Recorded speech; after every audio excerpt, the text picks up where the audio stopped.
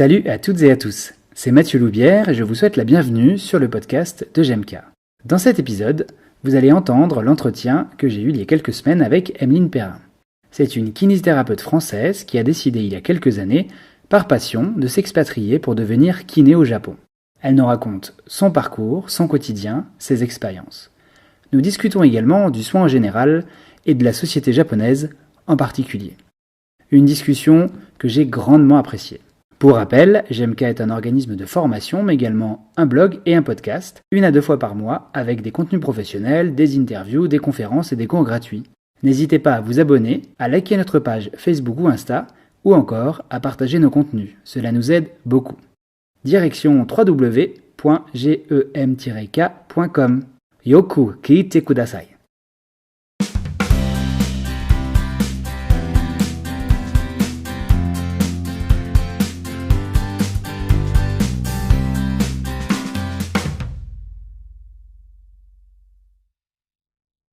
Aujourd'hui, j'ai vraiment le plaisir de recevoir Emeline qui est une kinésithérapeute française, mais qui s'est exportée au Japon pour pouvoir étudier, puis plus tard pratiquer le métier de kiné. Konnichiwa, Emeline. O genki desu ka? Konnichiwa. Genki desu. Arigatou gozaimasu. Genki desu ka? Donc, écoute, je suis très heureux. Donc, ça y est, j'ai réussi à placer mes 3 mots en japonais. Plaisir partagé. Est-ce que tu pourrais te présenter, peut-être, pour les gens qui nous écoutent? Alors, je m'appelle Emeline Perrin. Je suis kinésithérapeute française, diplômée de l'école de Nancy. Et du coup, je suis depuis 3 ans installée au Japon pour des études dans un master de recherche en kinésithérapie. Voilà. Depuis 3 ans. Depuis 3 ans. Ok. Et j'aime bien prendre mon temps. Je trouve que c'est une démarche peut-être déjà courageuse à la base et qui doit te demander aussi une abnégation importante parce que j'imagine qu'il y avait tout un truc à faire déjà au niveau du langage avant de partir. Il y a pas mal de choses à apprendre, il y a pas mal de préparation à faire. Donc, c'est un projet que je travaille depuis plusieurs années, oui. L'envie de venir au Japon, ça a remonté à quand j'avais 15 ans à peu près. Bon, ma première accroche à la culture japonaise, ça a été les mangas, pour la chose basique. Et du coup, depuis les mangas, je me suis intéressée à la culture japonaise. Je me suis renseignée sur le sujet, j'ai appris un peu la langue par moi-même. Et après, j'ai fait mes études de kiné. J'avais regardé la possibilité d'aller faire un stage de kiné au Japon, mais ça n'avait pas été possible à ce moment-là. Mais le rêve est resté après l'obtention du diplôme. Et du coup, je me suis renseignée, j'ai regardé. Et je me suis dit, pourquoi pas essayer de travailler, de lier la passion du Japon et la passion de la kiné, de faire les deux ensemble et de partir faire kiné au Japon. Voilà. Ok, c'est super comme expérience de vie. Qu'est-ce qui t'a motivé à partir en particulier au Japon? C'était vraiment parce que la société japonaise te plaisait, parce que tu avais un genre de rêve comme ça J'aime beaucoup apprendre et je suis fascinée par la différence. Et du coup, le Japon, c'est vraiment un autre monde. Il n'y a rien de comparable avec ce qu'on peut trouver en France. Donc, la culture est différente, le langage est différent, la société est différente, les paysages sont complètement différents de tout ce qu'on connaît en France. Et du coup, c'est l'envie d'apprendre des choses différentes, l'envie de découvrir tout ce nouveau monde qui m'a poussée à aller là-bas. Au final, le métier, c'était juste une opportunité d'y aller ou si tu n'avais pas fait kiné, tu aurais été aussi quand même? Je pense que j'aurais été aussi quand même, oui. Okay.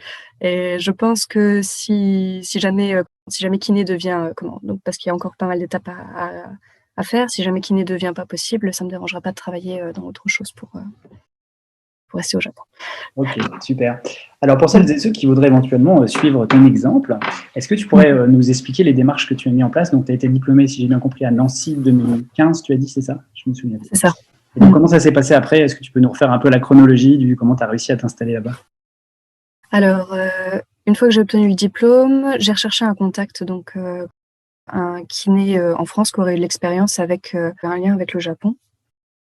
Et du coup, je suis tombée sur un kinésithérapeute franco-japonais, donc Shotaro Tachibana, qui travaille à Paris, qui avait envoyé des élèves faire des stages d'observation au Japon, en fait. Donc, je lui ai demandé je suis rentrée en contact avec lui. Je lui ai demandé s'il y avait des renseignements pour moi sur comment travailler au Japon. Il m'a dit que travailler au Japon en tant que kiné, c'était pas possible comme ça, qu'il fallait faire d'autres démarches avant. Donc, pour dire les choses maintenant, il faut avoir faut parler couramment le japonais, donc le JLPT de niveau 1, pour être précise, et il faut passer la licence de kiné japonaise. Donc, du coup, moi, j'avais pas le niveau de japonais du tout à ce moment-là. Et du coup, il m'a dit, par contre, si tu veux, il y a une alternative. Je cherche des cobayes pour faire un partenariat entre la France et le Japon. Et on est en train d'essayer d'envoyer des élèves français au Japon pour faire un master. Et on essaie d'attirer des élèves japonais en France pour faire une passerelle et pour faire des échanges. Du coup, voilà. Donc, je suis cobaye numéro 1. La numéro 2 a commencé à Kyoto 1 an après moi. Voilà. Du coup, voilà. Donc, je suis rentrée en contact avec lui. Je lui ai dit que j'étais partante pour le master. Il m'a mis en contact avec un prof d'université à Kobe. Du coup, le prof de l'université, on a fait quelques Skype pour faire connaissance. Il m'a dit, écoute, t'as l'air motivé, donc c'est parti, on y va. Je suis allée une première fois au Japon pour assister à des conférences. J'y suis retournée une deuxième fois pour passer mes examens d'entrée. Et après, j'y suis retournée pour vraiment rentrer dans l'université. Du coup, tu as pratiqué la kinésithérapie en France avant de partir? Ouais, j'en ai fait pendant 2 ans et demi à peu près. Et dans le même temps, j'imagine que tu as appris le japonais? J'ai appris un peu par moi-même en mode tranquillou, jusqu'à 6 mois avant de partir. Et une fois que la date limite s'est approchée, j'ai pris des cours particuliers pour pouvoir booster un peu le niveau. D'accord. Et ensuite, une fois que je suis arrivée au Japon, j'ai continué 6 mois à prendre des cours intensifs de japonais qui étaient proposés par l'université. Donc, c'était en même temps que ton master, tu as fait les études de japonais au Japon. Tu as eu les deux choses en même temps. Oui, c'est ça. C'est trop dur au départ de s'accrocher dans les cours, parce que j'imagine qu'ils ne sont pas en anglais, c'est en japonais. Les cours sont donnés en anglais-japonais, du coup.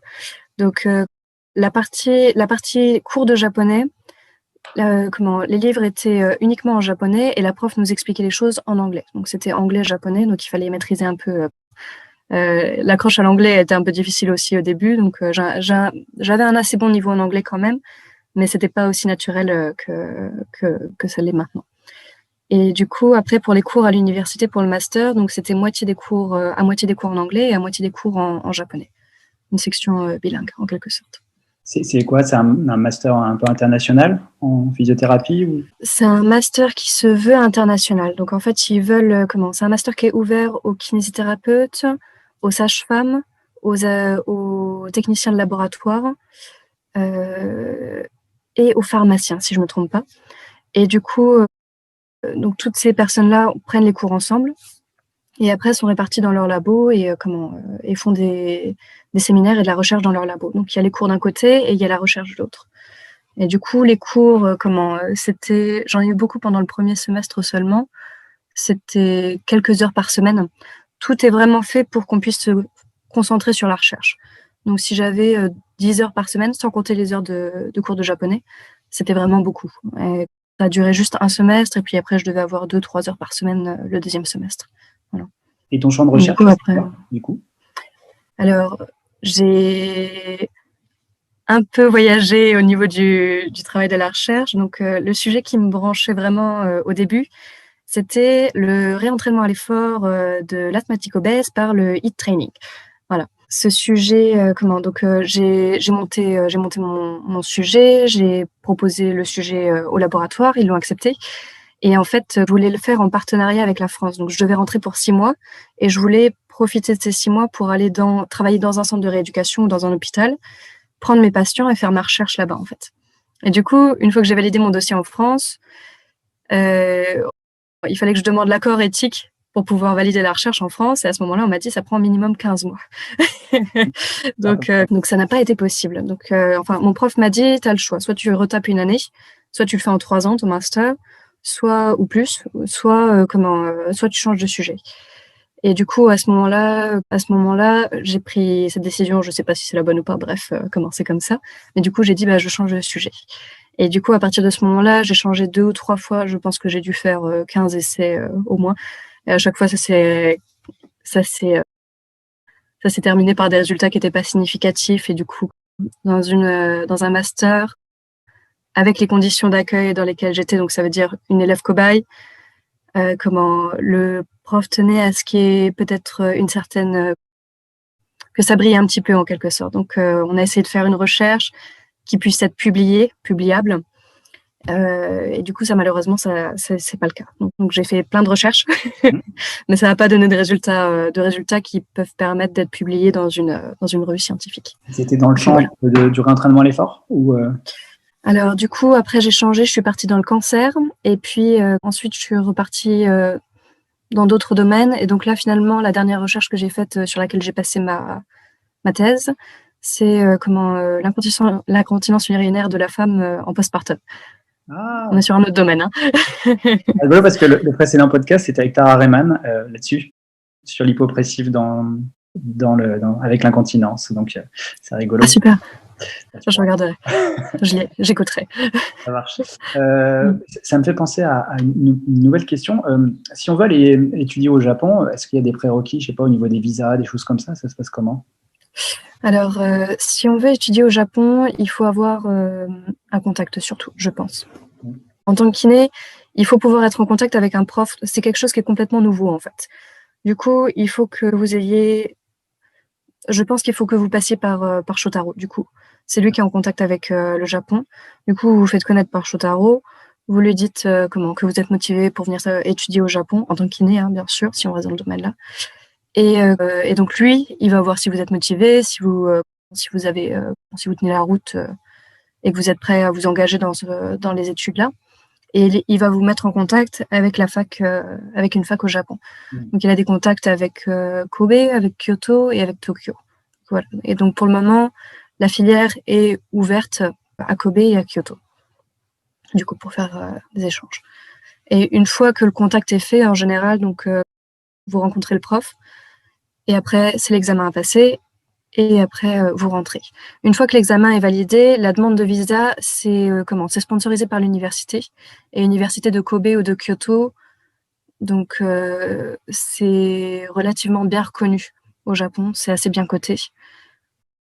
Donc le visa se fait sans trop de problème. Il y a de la paperasse à faire, mais c'est accepté assez facilement. Et tu parles de l'examen, c'est l'examen en japonais, c'est ça? L'examen est il y a un examen en anglais en fait. Donc il y a un examen qui porte sur quoi? Il y a un examen de compréhension de texte scientifique en anglais. D'accord. Il y a un examen écrit sur un sujet au hasard. Donc pour exemple, moi c'était la fragilité de la personne âgée. Donc quelles sont vos connaissances sur la fragilité de la personne âgée? Qu'est-ce que vous en savez? Comment est-ce qu'il faut le traiter? Comment est-ce que c'est pris en charge dans la kiné? Voilà. Donc une rédaction à faire. Et après, c'est un entretien avec les gros pontes de la fac, du coup, en face de 5 personnes.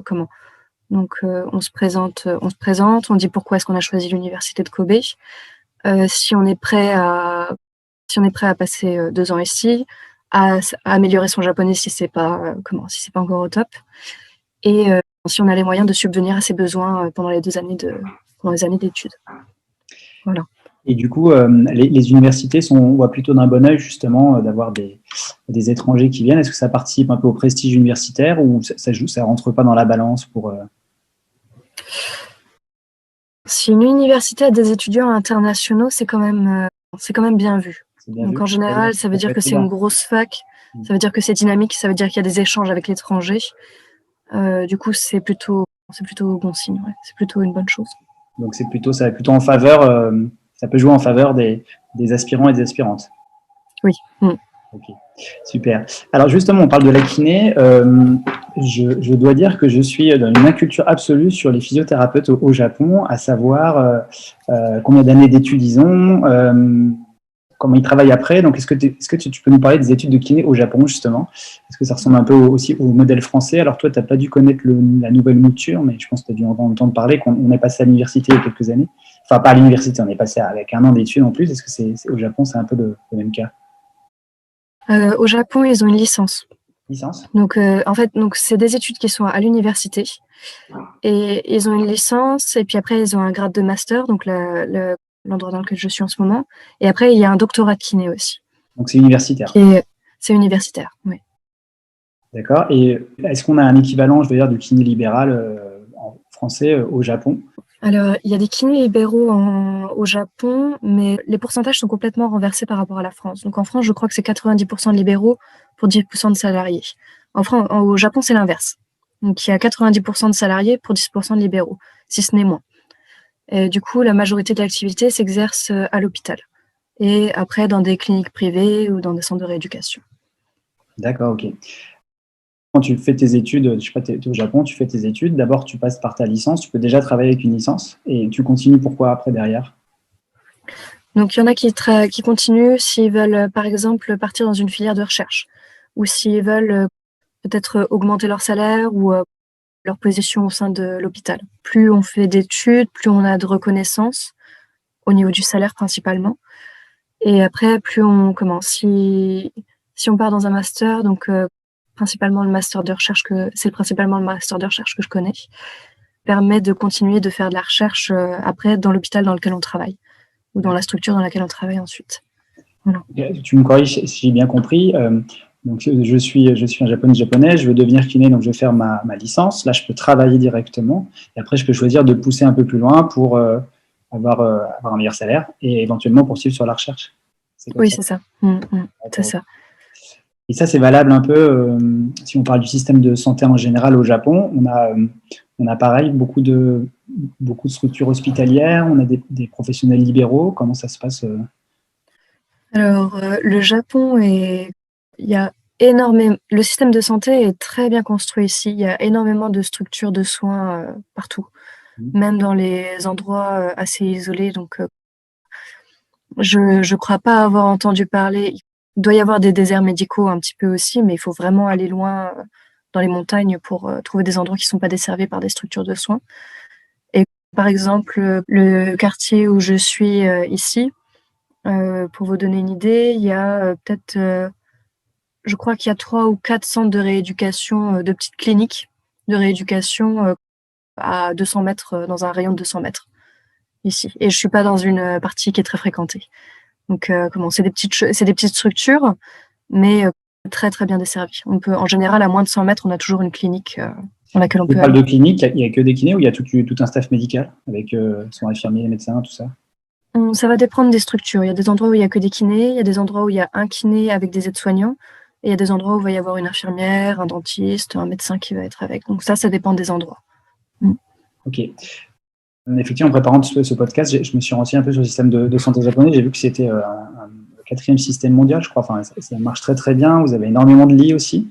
Et j'ai été étonné de constater d'ailleurs que, contrairement à la France, par exemple, alors peut-être que la pandémie de Covid va changer les choses, mais qu'il y avait au Japon, on était plus en train de créer des lits depuis des années, rajouter des lits plutôt que les limiter. Et du coup, toi, tu ressens ça au niveau de la qualité du soin? Est-ce que tu vois une différence par rapport à la France, justement? Oui, une différence énorme. Alors, on va prendre un exemple extrême, par exemple en France. Quand vous voulez prendre un rendez-vous chez le cardiologue en France, ça prend combien de temps en ce moment? Quand je suis partie, il fallait 3 à 6 mois pour avoir un rendez-vous chez le cardiologue si c'était pas urgent. Dans les petites Ouais. villes, 6 mois, ouais. Alors au Japon, quand il y a besoin de prendre un rendez-vous chez le cardiologue, en général, vous allez juste au cabinet et le délai d'attente est d'environ 1 heure pour être pris en charge. Et il y a certains moments, si vous y allez un jour où c'est pas trop bondé ou quoi que ce soit, vous pouvez y aller, ils vous disent il y a 20 minutes d'attente, est-ce que ça ira? Et on peut rentrer directement après. Donc voilà. Et après, c'est beaucoup plus accessible aussi niveau tarifaire. Donc le temps est très très convenient. C'est extrêmement facile d'accéder aux soins dans le temps. Et aussi au niveau du prix, donc ils ont à peu près le même système que nous. Donc ils ont 70% qui est couvert par le système de santé au Japon, donc qui est pris par l'assurance maladie. Et après, donc il y a 30% à payer de la poche. Mais pour reprendre l'exemple du cardiologue, je crois que chez nous, il faut débourser des fois 70, 90 euros pour un rendez-vous chez un spécialiste de sa poche. Au Japon, de sa poche, si vous n'avez pas d'assurance complémentaire à côté, c'est 7 euros. Ouais, d'accord. Voilà. Est-ce qu'il y a des niveaux, tu sais, comme en France, il y a le secteur 1, le secteur 2. Est-ce que tu as aussi des professionnels qui bossent dans un secteur semi-privé, privé, etc. Ou... Alors, je sais qu'il y a public et privé. Après, je ne connais pas de milieu mix, pour le coup. Je sais qu'en France, on peut travailler un peu dans les deux, et je ne sais pas si le système-là existe au Japon. D'accord. Ok. Et la place des paramédicaux dans ce système-là, est-ce que c'est un peu hiérarchisé comme ça peut l'être à certains endroits en France? C'est grosso modo la même chose. Le niveau de reconnaissance est peut-être pas le même par rapport à la France. Les kinés sont un petit peu moins reconnus qu'en France, je pense. Au niveau de la société, tu veux dire? Au niveau de la qualité du métier, je pense que l'apprentissage est peut-être moins poussé que ce que l'on peut avoir en France. En tout cas, par rapport à ce que j'ai appris à l'école à Nancy et par rapport à ce que je vois qu'ils ont pu apprendre au Japon dans les grades en dessous, j'ai l'impression que c'est un peu moins, on cherche moins dans les domaines spécifiques. Donc, par exemple, à Nancy, on va chercher très loin dans la pédiatrie, on va chercher assez loin dans la cardio-respi aussi. Au Japon, ils sont plutôt généraux, en fait. Ils restent assez général par rapport à ce qu'on peut avoir en France. Et du coup, après, dans la pratique, les kinés sont très... Donc, ça reste bien reconnu, il n'y a pas à dire. Mais du coup, c'est vraiment un accompagnateur pour de la rééducation, pour de la réhabilitation. Et souvent, c'est vu comme quelqu'un qui aide à faire des petits exercices tranquillou dans la société. Un peu comme un coach, un guide. Un peu comme un coach, un peu comme un guide, exactement. Et du coup, par exemple, si on peut donner une comparaison, les infirmières sont mieux reconnues que les kinés. Donc, parler uniquement niveau salaire, du coup, les infirmières sont mieux payées au Japon par rapport en France. En France, le salaire moyen d'une infirmière est en dessous de celui du kiné. Et c'est l'inverse au Japon. Une infirmière est mieux payée en moyenne au Japon qu'en France, qu'un kiné, pardon. Est-ce qu'elle a les mêmes tâches que l'infirmière ou l'infirmière française? Oui, mais sa formation est plus poussée, pour le coup. Donc, elles sont quasiment capables de remplacer les médecins, s'il y a jamais il y a besoin. Elles sont beaucoup plus autonomes, elles ont beaucoup plus d'autonomie et beaucoup plus de responsabilités que chez nous. Justement, je me posais une question. Il me semble avoir compris qu'au Japon, en fait, il n'y avait pas il n'y avait pas tellement de grades entre les métiers. Enfin, je veux dire, tout travail est respectable. Alors qu'en France, au niveau du système de la santé, par exemple, c'est vrai que les aides-soignants, aides-soignantes, les infirmières sont sur l'échelon, comment je pourrais dire, et salaire et symbolique, un petit peu en dessous des médecins. Est-ce qu'au Japon, on a aussi cette différence qui peut être faite par la société entre les métiers, on va dire, je ne sais pas comment utiliser le terme sans être polémique, mais qui sont jugés par certains et certaines comme des métiers un peu avec peu d'études, et donc peut-être moins respectables que d'autres qui nécessitent des études. Est-ce qu'on a ce même regard-là au Japon? Alors ça, c'est assez difficile à dire pour le coup, parce que les Japonais sont très polis. Donc ça veut dire que quand on va plutôt juger, on va plutôt donner une appréciation plus ou moins forte en fonction du métier. Donc par exemple, si on va avoir un métier qui ne demande pas beaucoup de qualifications, où on n'est pas passé par une grosse université ou qui n'a pas demandé beaucoup d'années d'études, on va dire « Oh, c'est bien ». Voilà, comme ça. Et après, plus on va grimper dans les échelons, plus on va monter dans « Ah, c'est incroyable »,« Ah, c'est super »,« Oh, dis donc ». C'est toujours bien, c'est bien, et plus. Voilà, c'est ça. Donc, c'est poli. C'est poli au Japon. Voilà. Donc, quand on dit « c'est bien, mais c'est tout », on est plutôt au bas de l'échelle. Bah, on peut prendre les choses comme ça, j'imagine, oui. Ça, c'est avec mon regard occidental que je dis ça. Ils vont récompenser l'effort avec le compliment, on va dire, mais c'est pas pour ça qu'ils vont déprécier un métier si ça demande moins d'études ou quoi que ce soit. Donc, on a vraiment conscience ici que chaque métier est nécessaire, et chacun va être respecté du moment qu'il fait bien son travail, en fait. Ça va plutôt être ça. Comment on met le cœur au travail, comment est-ce qu'on le réalise, si on est sérieux, si on fait bien les choses et tout. Dans ce cas-là, il y aura toujours le respect qui ira avec. Après, je dis pas le contraire, que quand une fille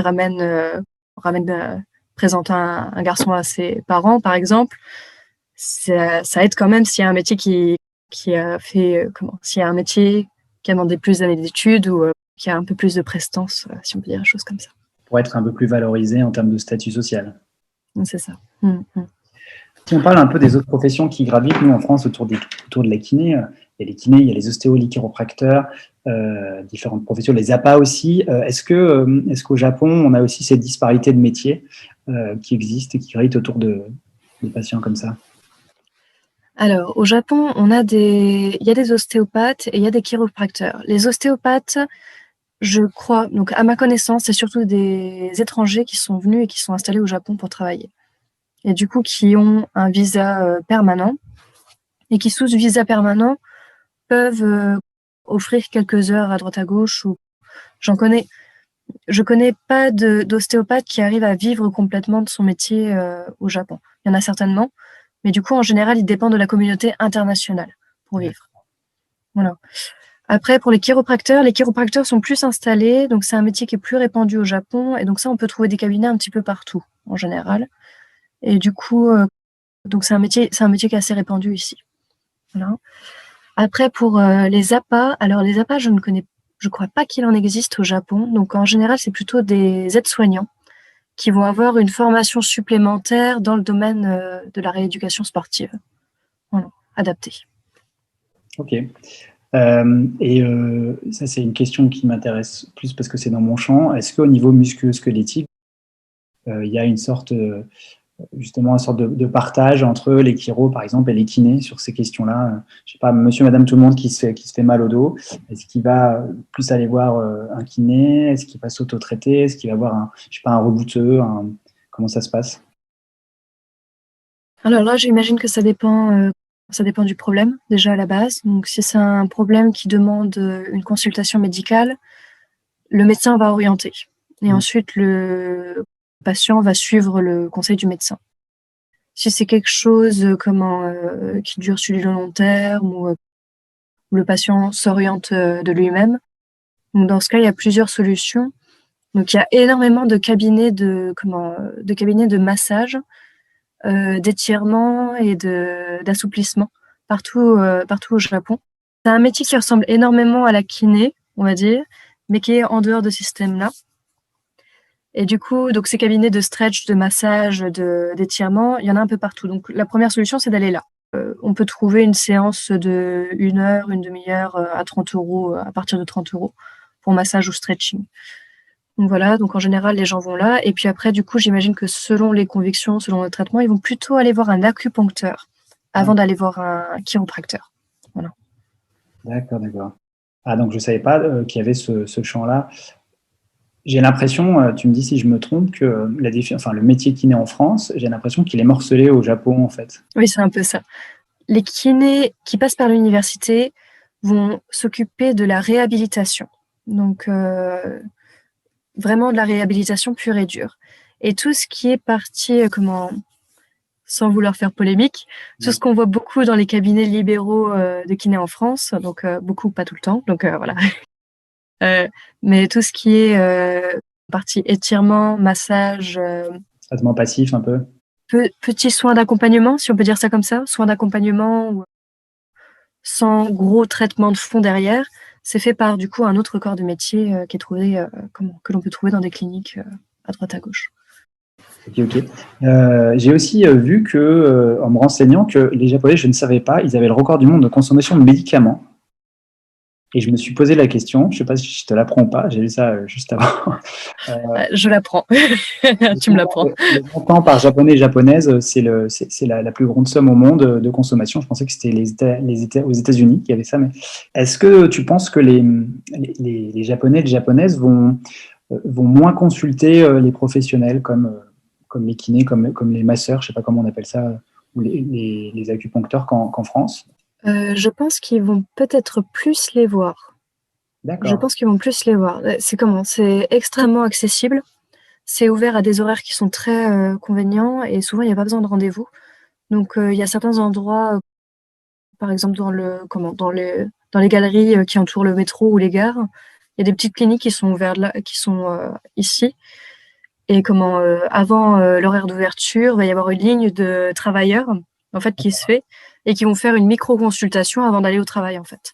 Ouais. Donc, ils vont prévenir leur patron, j'arrive dans une demi-heure, pas juste là, et puis après je viens, et puis donc ils font ça. Les traitements au Japon, en général, prennent beaucoup moins de temps parce que les patients parlent beaucoup moins. Donc c'est juste, j'ai mal là, hop, crac, crac, on fait le boulot, et puis hop, c'est reparti pour un tour, quoi. Donc ça va très, très vite. Est-ce qu'on pourrait dire qu'il y a une sorte de prévention ou d'hygiène? Moi, dans mon idée, j'ai l'impression que les Japonais et les Japonaises, ils appliquent un peu plus les recommandations. On leur dit, il faut faire tant d'activités pour votre santé, faites-le. Oui, l'hygiène de vie est très importante au Japon.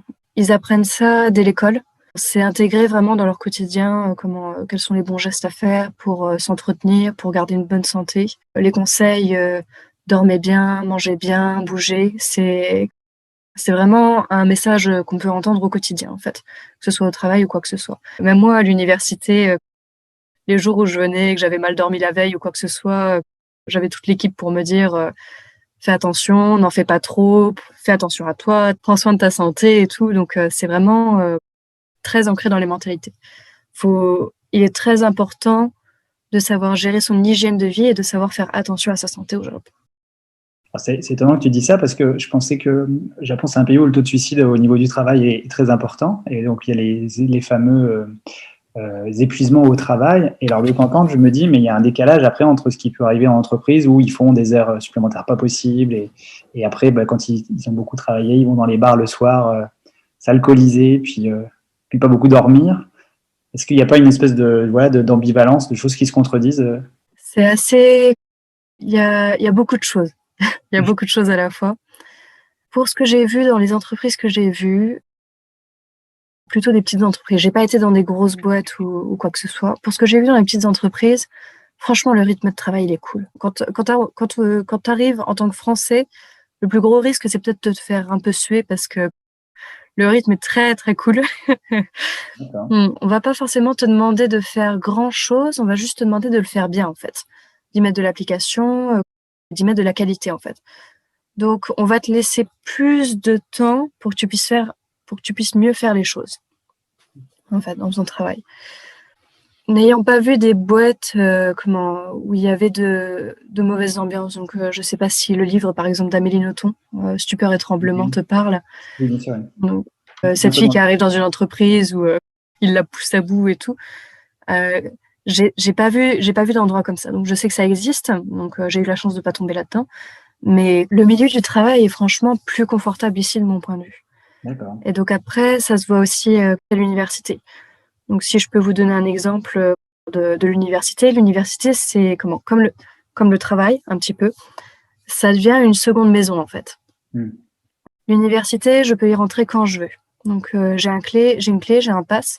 Je peux y aller à minuit, comme je peux y aller à 2h du matin, comme je peux y aller n'importe quelle heure de la journée, ce sera toujours ouvert. Si jamais je veux y dormir, il y a des lits, il y a du matériel pour cuisiner, il y a une bibliothèque. Les salles d'études, c'est de la moquette. J'y suis en chaussons. On se balade en chaussons, on fait nos réunions en chaussons. Franchement, c'est le confort absolu. Il y a toujours un temps où on peut s'arrêter pour prendre un thé, pour discuter. Franchement, c'est très, très sympa. Et après, il y a du travail. Mais si on fait les choses à un rythme régulier et qu'on travaille, avec un rythme correct, il n'y a pas de raison que ça dérape, quoi. En tout cas, dans les entreprises que j'ai vues.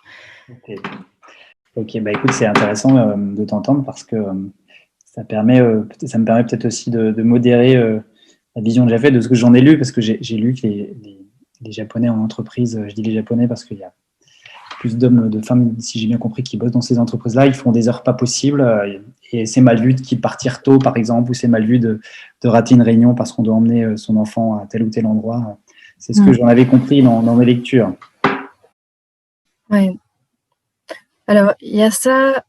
Il y a des entreprises dans lesquelles, effectivement, on reste très tard le soir. Mais du coup, l'image de l'entreprise n'est pas forcément la même. Donc, j'ai l'impression que les entreprises où ça se passe mal, c'est quand même pas la majorité. Pour les gens avec qui je parle et tout. Donc, effectivement, quand ça se passe mal, ça peut aller très mal, ça peut aller jusqu'au suicide de la personne. Donc ça, c'est une réalité, c'est sûr. Mais dans la moyenne, dans ce que je vois autour de moi, dans les Japonais que je fréquente et tout, Franchement, ça a l'air d'aller. C'est juste que en France, on est très travail d'un côté et vie de l'autre, en fait. Donc quand on va au travail, on se tue à la tâche, on donne tout ce qu'on a, puis après on rentre et on veut vraiment faire un break et vivre, en fait. Alors qu'au Japon, le travail fait partie de la vie, en fait. Donc ça veut dire qu'on fait les choses à un rythme un peu plus cool. Et les gens qui sont à ton travail, donc les autres employés, ton prof et tout, ça devient en quelque sorte ta deuxième famille, en fait. Donc, tu passes du temps avec ta famille. Tu vas boire un verre avec eux une fois que le travail est terminé. On se soutient l'un l'autre, on dit ah, on a fait du bon boulot aujourd'hui aussi et tout. Tu passes du temps, tu profites du fait d'être ensemble et tout. Et la plupart du temps, quand j'entends des employés qui se sont fait appeler par leur patron pour aller boire un verre le soir et tout, en général, ils y vont de bon cœur, quoi. C'est un moment qui est sympa, qui est à partager, où ils discutent jusque pas d'heure et tout. Pas vu comme un moment comme des heures de travail, comme on pourrait éventuellement le voir ici. C'est pas considéré comme du travail, en fait. C'est du social, quoi. C'est tes amis, c'est devenu tes proches, c'est ceux avec qui ça fait partie de ta vie, en fait. Donc tu vis pendant ces moments-là. C'est pas un moment où on a la pression du travail comme on peut l'avoir en France, en fait. Dans la plupart des cas, en tout cas. Justement, en parlant de cette différence culturelle, est-ce que toi, tu as eu des difficultés à t'adapter à certains rites, coutumes au niveau culturel, que ce soit au niveau de ta vie professionnelle là-bas et puis même ta vie personnelle, la rencontre de nouvelles personnes, tout ça? Alors, la culture est très différente. Donc, il y a des choses qui sont difficiles. Il y a des choses qui sont difficiles, c'est sûr. Après, je suis partie au Japon en sachant que c'était complètement différent et qu'il y aurait du boulot à faire. Il y a un truc qui dit quand on aime, on compte pas. Et du coup, je suis vraiment amoureuse de la culture. Donc, en fait, c'est plutôt si je vois qu'il y a une erreur, si je vois que ça bloque quelque part, je vais chercher comment faire, quelle est la solution, où est-ce que j'ai fait l'erreur, pourquoi est-ce que c'était une erreur et quelle est la bonne attitude à faire, quelle est la bonne attitude à prendre. Donc, la plupart du temps, en raisonnant comme ça, moi, j'arrive à me mettre un peu dans le moule de façon relativement souple. Après, c'est vrai qu'il y a des choses sur lesquelles ça bloque, ça peut bloquer un peu. Donc, pour le milieu du travail, pour moi, ça va vraiment bien.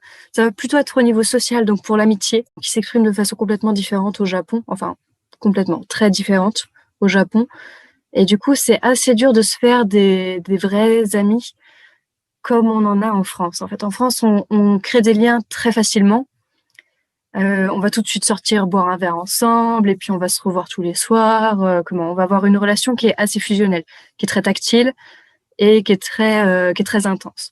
Au Japon, quand on voit ses bons amis une fois par mois, on est content. Donc des amis en dehors du travail. Voilà. Si on arrive à se faire une sortie une fois par mois, on est content. Voilà.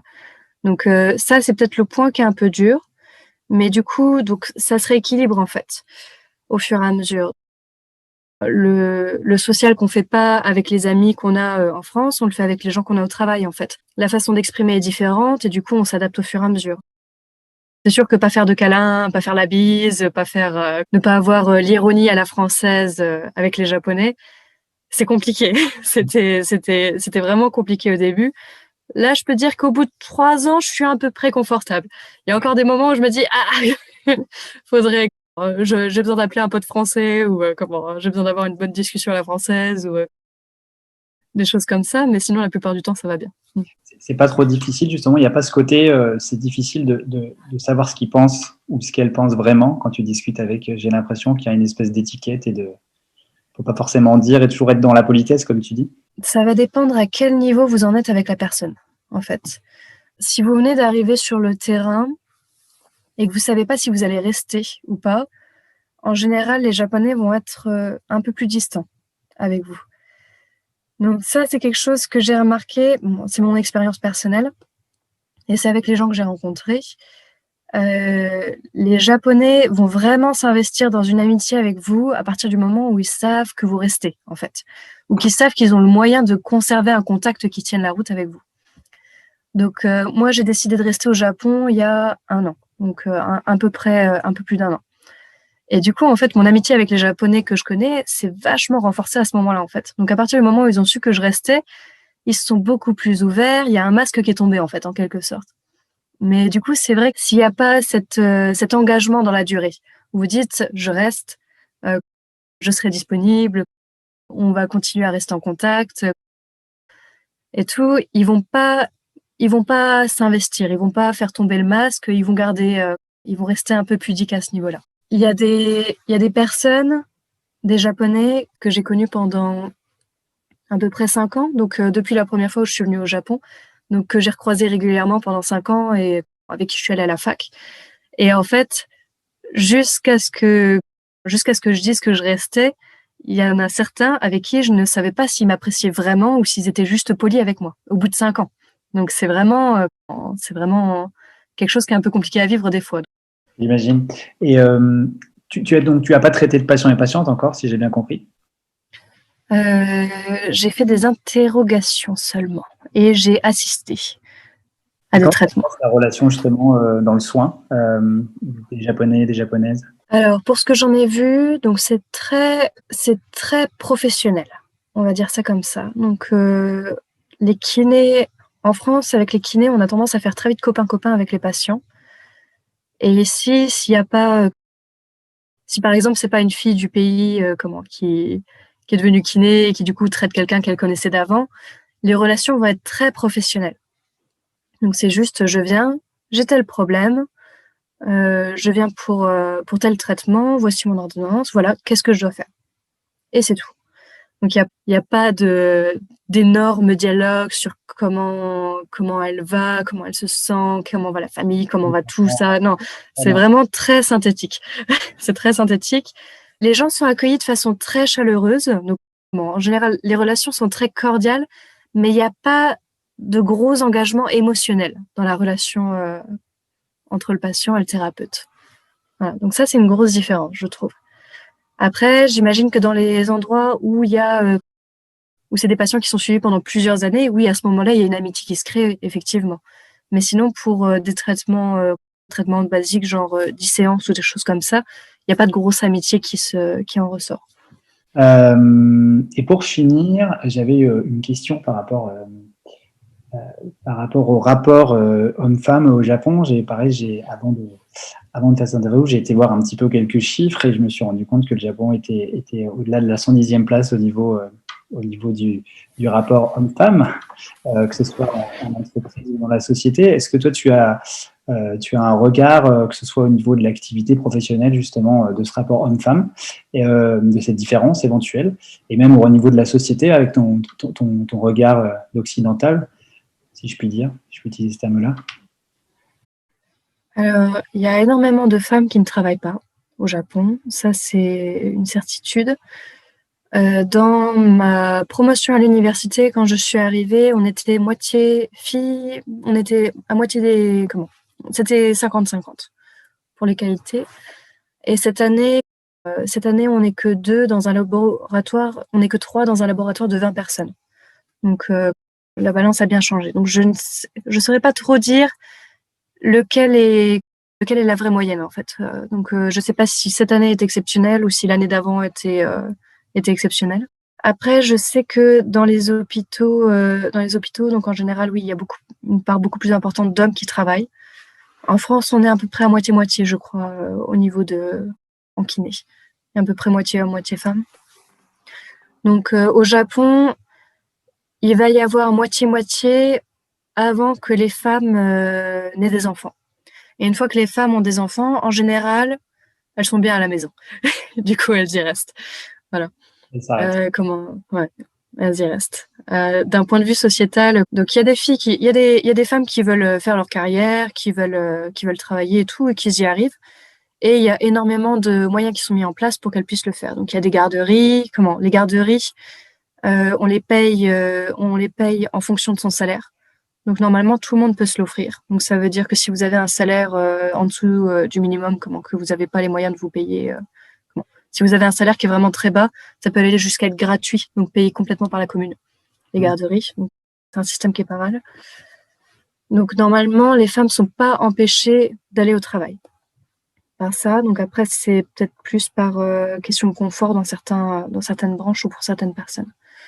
Et du coup, après, Par rapport à la France, quelque chose qu'on retrouve énormément ici, il y a beaucoup de filles qui font des études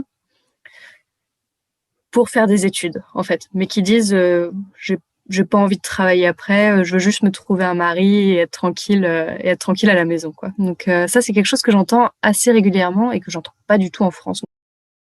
Ça, c'est la grosse différence pour moi. Parce que tu penses que c'est sociétalement plus accepté, ça fait un peu partie des rôles, un peu des stéréotypes de sexe qui peuvent exister au Japon? Non, je pense que c'est plus cool de rester à la maison et de faire du shopping avec l'argent de son mari. Voilà. C'est... Parce que je connais quelques amis féministes à qui ça n'avait pas d'entendre ça, tu vois. Parce que pour l'avoir discuté avec des gens autour de moi, il y a certaines personnes qui se disent quand même, c'est difficile, pas forcément facile à entendre de se dire voilà, je suis mieux à la maison à dépenser l'argent du mari. C'est un peu tu vois, comme ça. C'est une réalité ici. Il y a des filles qui le disent et qui l'assument complètement et qui disent voilà, moi c'est comme ça que je veux vivre plus tard. Et il y a des maris il y a des hommes qui sont très bien avec ça et qui disent oui, moi je veux passer ma vie à travailler, je veux avoir ma petite femme qui m'accueille le soir à la maison. C'est un système qui convient aux personnes qui m'en ont parlé, en tout cas. Donc après, c'est pas le cas pour tout le monde. Effectivement, il y a des Japonaises qui veulent avoir une carrière professionnelle, qui font de très belles carrières professionnelles. J'en ai plusieurs dans mon entourage aussi. Après, d'un point de vue pression, donc c'est vrai qu'une femme qui n'a pas d'enfant, c'est compliqué. D'accord. Voilà. Une femme qui n'a pas d'enfant, une femme qui n'est pas mariée, ça reste un peu compliqué. Ça commence à évoluer doucement, donc ça devient peu à peu accepté par la société. Si on pouvait s'autoriser une comparaison avec la société française, ça reviendrait à la France d'il y a 30-40 ans peut-être. Voilà, où les femmes commençaient à aller un peu de plus en plus à travailler et tout, peut-être un peu avant 30-40 ans, mais donc il y a peut-être juste un décalage dans le temps, si on peut dire ça comme ça. Ok. Quels sont tes projets pour la suite? Allez, les projets pour la suite, c'est réussir à devenir kiné au Japon. Donc, le parcours de jeu combattant n'est pas terminé. Là, je suis en train de chercher un visa. Je ne peux pas travailler comme kiné tout de suite parce que j'ai toujours pas le niveau 1 au GLPT japonais. Et du coup, comme j'ai pas le niveau 1 en japonais, je peux pas encore passer l'examen de kiné. Donc, le projet au court terme, c'est passer un examen pour être aide-soignante. Donc, un examen en japonais plus un examen en anglais.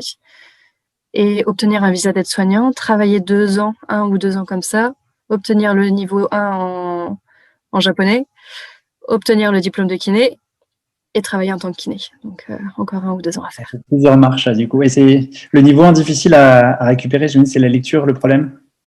Oui, c'est les kanji, les caractères, les caractères chinois. Pour pouvoir décrocher le niveau 1, il faut en connaître combien? Il faut en connaître, il y en a 5. Donc, le plus bas, c'est le 5. Je suis à peu près je suis entre le 4 et le 3. Donc, mais la marge entre le 3 et le 2 et entre le 2 et 1, c'est quelque chose. Donc, va falloir bosser dur. Oui, ok. Super. En tout cas, on ne peut que te souhaiter ça, toute cette réussite. En tout cas, félicitations pour cette démarche qui nécessite, je pense, pas mal d'abnégation, d'efforts, mais j'ai l'impression que tu es très passionné, donc ça doit aider un petit peu. Ça aide. Merci beaucoup. Tu peux rajouter quelque chose? Si vous avez des questions, vous pouvez me contacter. Il n'y a pas de souci. Contact via où? Alors, mon adresse email, c'est emelineperrin@hotmail.fr, EMELINEPE2REIN@hotmail.fr. N'hésitez pas, je répondrai avec grand plaisir à vos questions. Ok, ça marche. Eh bien, merci beaucoup pour ce temps passé. Je pense qu'on a eu pas mal d'informations vraiment intéressantes et peut-être que, encore une fois, tu vas susciter des vocations. Tu vas peut-être être envahi d'un flot d'emails, de demandes d'informations. On verra bien. C'est ça, c'est Shotaro en français. Oui, Shotaro Tachibana. Je pense qu'il sera ravi de répondre à vos questions si vous en avez aussi. Il est à l'école d'Assas, il bosse. Oui, il y était. Maintenant, il travaille dans un autre centre. Ok. Arigatou gozaimashita. Arigatou gozaimashita. Merci à tous d'avoir écouté et puis je vous dis à bientôt pour un nouveau podcast. Restez connectés. À bientôt. Au revoir. Merci, Émilie. Merci.